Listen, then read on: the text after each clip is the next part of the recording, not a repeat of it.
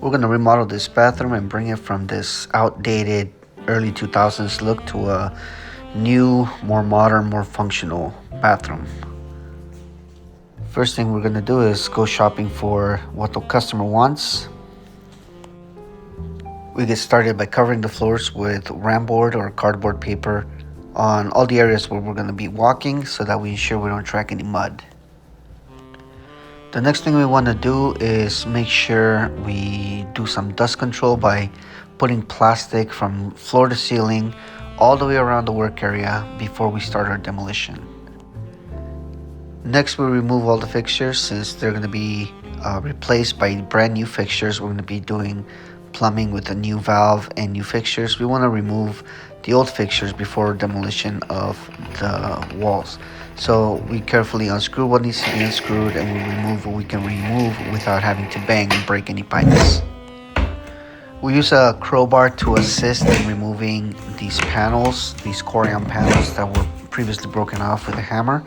And we try to remove all the panels prior to going into the drywall that was installed in this shower so that we could do our best to try to get into the studs.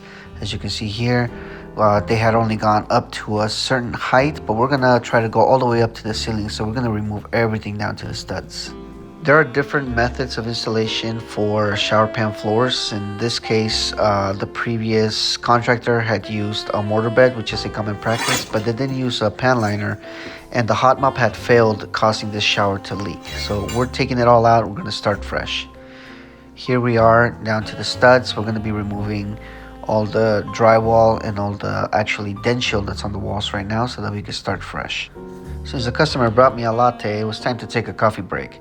But after the coffee break, it was time to get right back to work to continue the demo so that we can expose the studs and proceed to this remodel. I marked out the ceiling where I wanted to stop, and I used a crowbar to poke a hole and then pull down the ceiling so that I can open it up, since we're going to be doing some plumbing and bringing down some shower heads and some lights are going to be installed from the ceiling. This is going to create a lot of dust, so it's always a good idea, if you're a DIYer, it's always a good idea to wear a mask whenever possible. So to make sure that you don't inhale all that dust, it doesn't go into your lungs. Believe me, there's going to be a lot of dust. The reason why we put all this plastic up. We put a zipper door so we could easily have access to go in and out of the bathroom, because we're going to be taking out all the trash as we clean out the area that we have recently demoed out. I brought in my plumbing tools because we're going to be doing some plumbing next. The first thing we're going to do is going to break the concrete so that we can have access to the P-trap and check to make sure it's doing its job. Otherwise, we're going to replace it. And as you can see, this P-trap in particular had a small leak. I poured some water into the drain and realized that there was water leaking out of the P-trap. So it was either not glued correctly or it had broken over time. So we're breaking out the concrete, taking it all out so that we can replace that P-trap and put in a new drain. The old valve was installed with regular PEX pipe. I'm going to be taking all this out. I'm going to be replacing it with PEX A. Here I'm drilling a hole so that I can redirect some pipe and send it up towards the ceiling to come down so that we have two shower heads, two rain shower heads coming from the ceiling. So now it's time to clean up all these water lines. We're going to install the two separate valves for the two separate shower heads and two separate ones using PEX A like mentioned before. And as you can see, there's the can lights already installed up in the ceiling for the shower. Taking measurements and cutting boards 2x6s to reframe the shampoo box, because we want an elongated shampoo box that goes across the shower. So making sure we're getting the right measurements, everything's squared off, and we're making our cuts to reframe that wall. This is the part to be careful if you're a DIYer, because I've seen a lot of people lose their fingers, even people with lots of experience, people with a lot of knowledge, and people that know how to really use their power tools. I've seen them lose their fingers when the saw kicks back, so please be careful if you're a DIYer.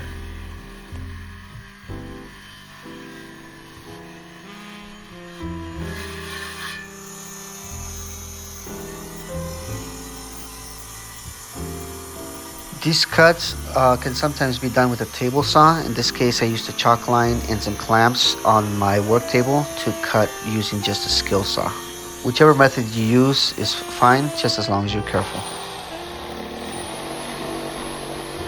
Now that I got all my cuts ready to go, I'm gonna mark all the studs that need to be cut out for the new cutout in the wall where the shampoo box is gonna be, and I'm gonna use the sawzall to cut out the excess pieces where I'm gonna reframe that wall. Next thing to do is work on the pre-slope for the shower pan liner. The wall has already been framed, the seats have already been framed. So as you can see, everything is reframed. The new shampoo box has been framed in.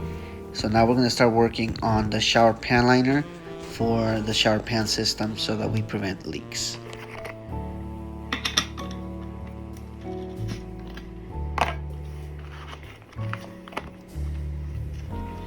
I like using cement, the shower pan liner cement, on the corners, both on the corners and on the liner itself, and pressing it firmly just to prevent any water escaping. After that, I'm going to do some of the polyurethane.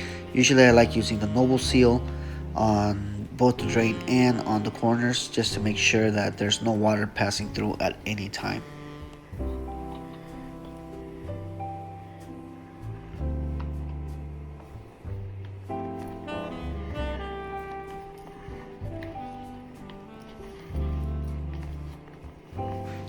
We flood tested the pan liner for 2 days over the weekend, so now it's time to drain it and make sure the water goes. As you can see, it's draining really nice before we move on to the next step.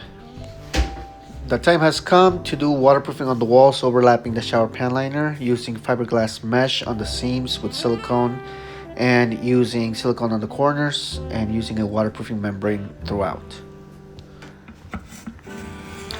Time to start the tile process, doing a good layout, making sure things are square, plumb, and level as much as possible.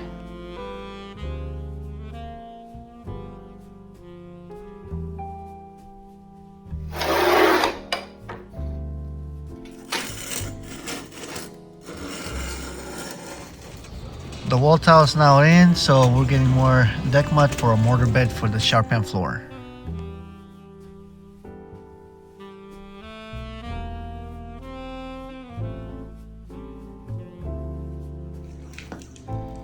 I use a template to mark out and cut the shower pan floor tiles. Let's see how it comes out. Isn't it beautiful? Now that we got the grout in, it's time to clean wash it and start installing the fixtures and finally the glass door. I use a diamond drill bit to drill through the tiles or a glass bit, but the trick is not to try to go too fast because it could break the tile. So just take your time, go slow if you're doing this yourself. And now that the fixtures are in, I also wanted to mention that we did redo the ceiling. As you remember, it was exposed, so we redid the ceiling and the texture. The electrician came back and put in the light bulbs for the lights. There's the glass door now installed. And again, here's the fixtures, the glass, the tile, the ceiling. The fixtures are all in.